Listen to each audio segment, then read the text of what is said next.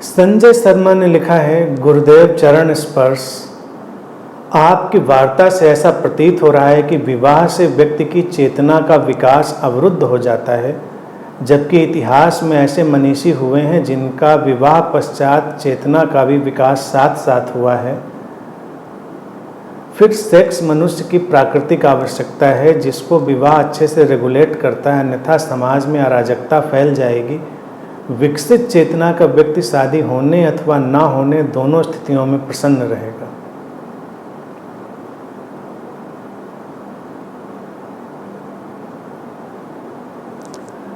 संजय जी, मैंने ऐसा कब कहा कि विवाह चेतना के विकास को अवरुद्ध कर देता है? हमने तो कहा ही नहीं।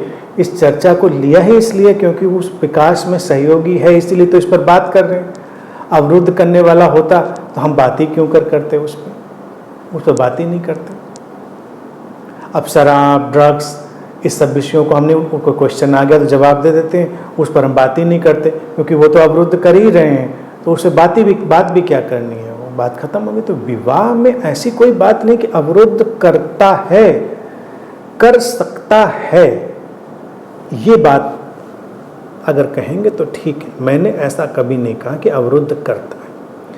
मैंने जो कहा कि देखिए, विवाह की जो संस्था है उसको हमें परिमार्जित करना है, निखारना है, उसको उसके यांत्रिकता और उसकी जो प्राचीनता जो आदिम व्यवस्था में चली आ रही थी उससे मुक्त करना है और स्त्री पुरुष के रहस्य को उसमें उद्घाटित करना है, तो निश्चित ही वो तो विकास ही करेगा।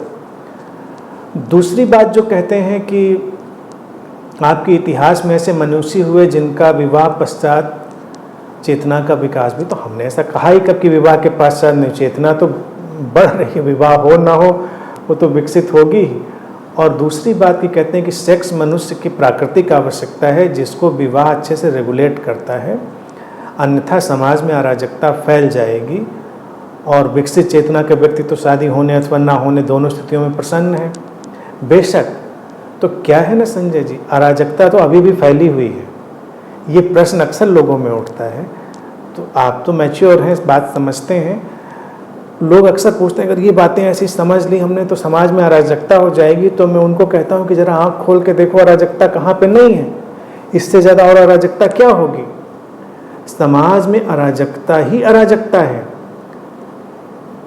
सेक्स व्यक्ति की प्राकृतिक आवश्यकता है, इससे भी हमने कहाँ इनकार किया, ये तो है। विवाह रेगुलेट करता है, इसको भी इनकार नहीं किया। अब जो बात हम कह रहे हैं वो बात ये है कि उस व्यवस्था में हम दो चुनाव कर सकते हैं। एक चुनाव है यंत्र बने रहने का और एक यंत्र से आगे जाने का। तो विवाह उसका द्वार खोलेगा। और अराजकता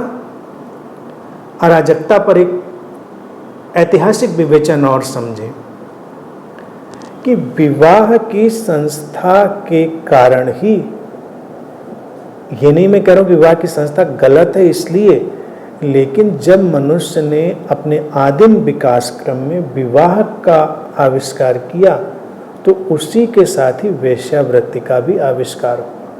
क्यों? उसके कारण थे। स्त्रियों को धीरे धीरे दमित किया पुरुषों ने, और फिर जब उनको अपने विवाह में वो सेक्सुअल सेटिस्फैक्शन नहीं मिलता रहा जो कि उनके ऊपर ही निर्भर था, तो उन्होंने उसको बाहर तलाशने की कोशिश करी। बाहर तलाशा तो पहले तो सब ऐसे ही चलता था जैसे वो कबीलाई व्यवस्था थी, उसमें तो कोई बंधन था नहीं। लेकिन विवाह को चूंकि हमने एक बहुत ही पवित्र बंधन की तरह मान के रखा, तो फिर धीरे धीरे ऐसी स्त्रियों को भी जाने अनजाने दबाव के साथ या इच्छा के साथ, शोषण के साथ किसी तरह से समाज ने विकसित किया कि एक ऐसा वर्ग भी हम तोड़ दें जहाँ पर हम अपने अंदर की उस अराजकता को जी सकें। युद्ध थे, आक्रमण थे, उन आक्रमणों और युद्धों के कारण भी वो व्यवस्था बन गई। तो ये जो प्रोस्टिट्यूशन का इंस्टीट्यूशन आया और वो मैरिज के इंस्टीट्यूशन के वजह से ही आया। उसके ऐतिहासिक पूरे साक्ष्य हैं, मतलब ये बात कोई ऐसी तीर तुक्के वाली नहीं है कि ये एक सोच है, ये चिंतन नहीं है, ये जो भी स्टडीज हुई हैं उनका ये पूरा सटीक निष्कर्ष है। क्योंकि विवाह में हम एक ऐसी आरोपित व्यवस्था को जीने की कोशिश कर रहे थे। आरोपित देखिए मैं इसलिए कह रहा हूं क्योंकि जब तक हम सचेतन नहीं होंगे सब कुछ आरोपित ही है। दो लोगों के बीच प्रेम घटता है तो घटता है, नहीं घटता तो नहीं घटता। दो लोगों के बीच निष्ठा घटती है तो घटती है, नहीं घटती तो नहीं घटती।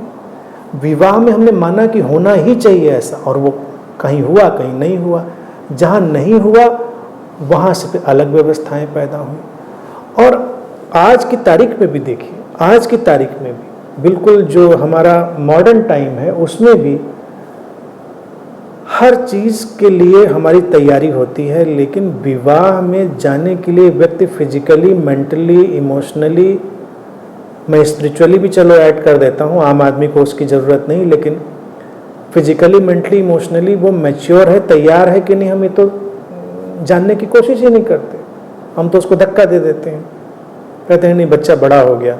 अब इसको कितने लोगों के अंदर कितने कॉम्प्लेक्सेज होते हैं, कितने जटिलताएं होती हैं, कितने लोगों के अंदर मानसिक जटिलताएं हैं, भावनात्मक जटिलताएं। अब दो जटिल लोग अगर बहुत कॉम्प्लेक्सिटीज के साथ में आ जाएंगे तो वो उसके परम्यूटेशन कॉम्बिनेशन से नई जटिलताएं पैदा करेंगे। तो समाज जो दिन प्रतिदिन जटिल से जटिल समस्याओं को फेस करता है वो परिवार से ही निकलती हैं, परिवार से ही निकलती हैं। और अराजकता व्यक्ति की मनोवृत्ति है। अराजकता ऐसे नहीं आती, अराजकता मनोवृत्ति है। अगर सेक्स की ही बात उठाएं तो अभी हम सर्वेक्षण के लिए तैयार नहीं होते। अच्छा, लोग इसके लिए तैयार भी थोड़ा डरते हैं, इसलिए नहीं होते। विवाह में रहकर भी जिसको सेक्सुअली इधर उधर भागना होता है वो तब भी भागता है, जिसको विवाह में ना जाकर नहीं भागना होता है वो तब भी नहीं भागता। उसका डिजाइन वैसा नहीं भागने का। आमतौर से लोगों को लगता है अच्छा इनका विवाह हो गया है, थोड़े समझदार और सज्जन शरीफ व्यक्ति हो गए होंगे। कितने सज्जन शरीफ हो जाते हैं हर कोई जानता है, हर कोई जानता है, अब कोई बात नहीं करता। तो विवाह ने सेक्स को रेगुलेट कर दिया है ऐसा नहीं है, उसने उसका एक बहुत छोटी मात्रा में उसके लिए सेटिस्फेक्शन पैदा कर दी। एक मूवी आई थी, बड़ी छोटी सी बड़ी अच्छी मूवी थी, हालांकि वो तो लव स्टोरी अच्छी थी, बनारस और इसकी पृष्ठभूमि पे थी। तो उसमें लड़की है तो उसका इंटीमेसी होती है, तो वो अभी वो शादी नहीं हुई थी, लड़की की इंटीमेसी होती है, तो उसको पुलिस कुछ ऐसा हो जाता है, मसला पकड़ लेती है। तो पुलिस वाला पूछता है कि भाई क्यों तुमने किया? तो लड़की कहती है जिज्ञासा थी। तो विवाह केवल करता क्या है कि व्यक्ति की एक निश्चित मात्रा की जिज्ञासा की तृप्ति करता है, लेकिन उसकी जो इनर केओस है, उसकी आंतरिक अराजकता है, उसको वो कोई समाधान नहीं देता। अगर हम समाज में बलात्कार की घटनाएं देखें तो क्या ये कोई डेटा ऐसा है कि सारे बलात्कार जो है अनमैरिड लोग करते हैं? ऐसा तो कोई डेटा नहीं। वो एक मनोवृत्ति है, वो मनोवृत्ति अपना काम करेगी, हो चाहे ना हो। फिर एक और चीज है एक्स्ट्रा मैरिटल रिलेशंस, उस पर भी विस्तार से बात करेंगे, लेकिन इस पर एक, हालांकि कुछ लोगों को इस जो मैं बोलने जा रहा हूँ उससे निराशा ही होगी। उनको लगता होना चाहिए, नहीं होना चाहिए, ये नैतिकता वो नैतिकता। लाख नैतिकताओं के बावजूद एक्स्ट्रा मैरिटल रिलेशंस होते हैं। क्यों होते हैं? ऐसी क्या नई चीज खोज लेता है व्यक्ति जो उसको विवाह में नहीं नजर आई थी? तो आज के जो अध्ययन हैं वो ये बताते हैं कि व्यक्ति के जीन में ही ऐसी पॉसिबिलिटी होती है। एक खास किस्म का मॉडिफिकेशन उसके जीन में ही होता है व्यक्ति को, जो उसको एक्स्ट्रा मैरिटल रिलेशन के लिए पुश करता है, यानी कि उसकी प्रोग्रामिंग ही ऐसी हो चुकी है। तो प्राकृतिक आवश्यकताएं अपनी जगह रहेंगी, उनका तो रेगुलेशन होता ही है, और विवाह बना ही इसलिए था। बेशक जो आप कह रहे हैं ना वो बात बिल्कुल ठीक है, लेकिन विवाह ने किसी की अराजकता को कोई समाधान नहीं दिया है। और अराजकता से समाधान तो व्यक्ति को उसकी समझ ही देगी, उसकी अंडरस्टैंडिंग ही देगी। उसकी अंडरस्टैंडिंग के सिवा कोई विकल्प नहीं है। उसको जैसे जैसे चेतनागत रूप से विकसित होगा वैसे वैसे। रहा सवाल व्यक्ति के चेतनागत रूप से विकसित होने का, तो विवाह में या विवाह के बाहर इन बातों से कोई अंतर नहीं पड़ता। वो इन एनी केस विकसित ही होगा। तो इसलिए मैं ऐसा कभी नहीं कहता कि ये रोकेगा वो नहीं रोकेगा, वो एक अलग संभावना है। अगर ये देखा जाए, जो आज की स्टडीज़ इस बात को बताने में सक्षम हो गई हैं कि ये तो उसके जीन में ही ऐसा कुछ स्ट्रक्चर है जो उसको एक्स्ट्रा मैरिटल रिलेशन के लिए भी धक्का दे देता है, तो आगे ऐसी स्टडीज़ भी आ जाएंगी कि व्यक्ति की प्रोग्रामिंग में ही, उसकी जो इनर प्रोग्रामिंग है उसमें ही, हो सकता है जीन में भी होता हो, ऐसा प्रोग्राम बन चुका है जो उसको विकसित होने की तरफ धक्का देगा ही, कुछ भी हो।